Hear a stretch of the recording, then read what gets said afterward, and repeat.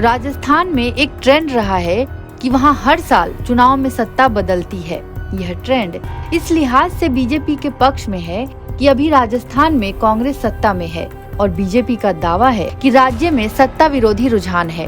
BJP लगातार कभी corruption के मसले पर तो कभी कानून व्यवस्था के मसले पर कांग्रेस सरकार को घेर रही है, लेकिन बीजेपी के सामने सबसे बड़ी चुनौती पार्टी के नेता ही हैं। बीजेपी के लिए राजस्थान में अपने नेताओं को साथ करना और एकजुट होकर चुनाव लड़ना एक बड़ा टास्क बन गया है।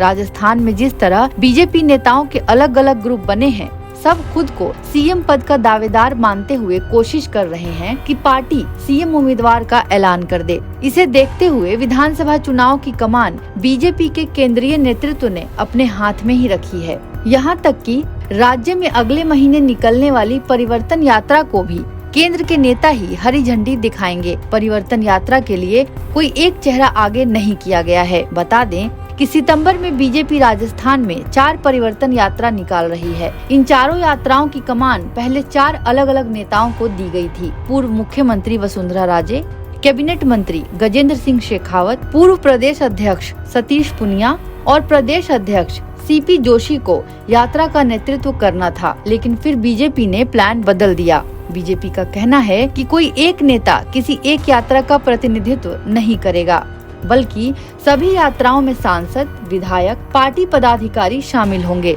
अब 4 अलग अलग परिवर्तन यात्रा को पार्टी के राष्ट्रीय अध्यक्ष जेपी नड्डा, गृह मंत्री अमित शाह, रक्षा मंत्री राजनाथ सिंह और केंद्रीय मंत्री नितिन गडकरी अलग अलग जगहों से हरी झंडी दिखाकर रवाना करेंगे। पार्टी ने अब स्थानीय नेताओं को यात्रा का कोऑर्डिनेटर बनाया है। विधानसभा चुनाव की पूरी कमान केंद्रीय नेताओं के हाथ में है। यह इसलिए किया गया है ताकि राज्य के किसी एक नेता को आगे करने से यह संदेश न जाए कि पार्टी उन्हें सीएम उम्मीदवार के रूप में देख रही है। इससे पार्टी का फायदा कम और नुकसान की संभावना ज्यादा है। राजस्थान बीजेपी में इसी गुटबाजी के चलते बीजेपी ने प्रदेश अध्यक्ष सतीश पुनिया को हटाकर सीपी जोशी को अध्यक्ष पद दिया था। वसुंधरा राजे और पुनिया के बीच खींचतान की खबरें सुर्खियों में रहती थीं और दोनों के समर्थक एक दूसरे के खिलाफ बयानबाजी भी करते थे।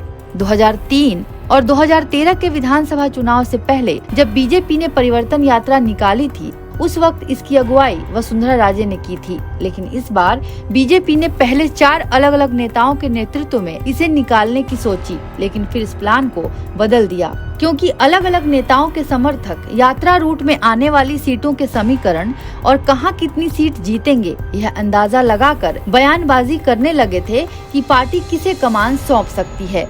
NBT ऑनलाइन की रिपोर्ट।